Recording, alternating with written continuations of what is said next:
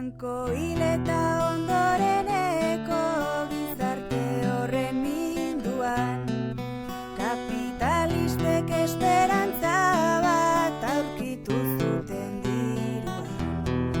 Dena lotuta utzia zuten trantsizio plan finduan. Frankismoaren zulo beltzeko hiriburua minduan, baina guztia dardarka jarri zuten martxoak hiruan. Protestaiek akabatzeko bazeukaten gaitasuna, antolakuntza izan zen baina herritarren erantzuna. Hilabetez ardatz izan zen langileen batasuna, zapalkuntza bat jasaten zuten horien elkartasuna. Elkartuz gero indartsua da langile onoi hartzuna. Berdina ote zer gertatu zen ta zer kontatu diguten, Gasteiz guztia protesta baten aldariek bete zuten. Bizi baldintza eta lan baldintza hobeen alde jarduten.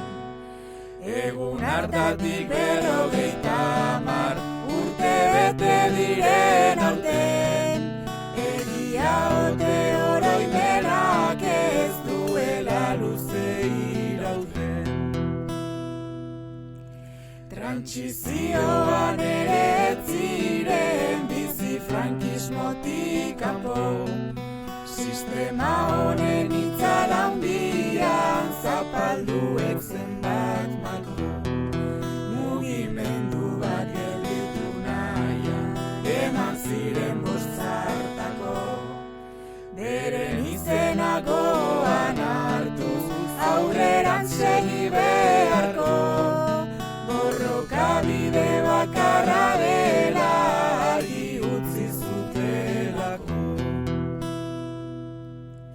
Garai hartako ekintzetatik asko dugu ikasteko, galtzeko ezer ez duenak du guztia irabazteko. Naiz eta batzuk lanean jardu pasa zena hazteko, bada garaia kapitalaren kontra lanean hasteko.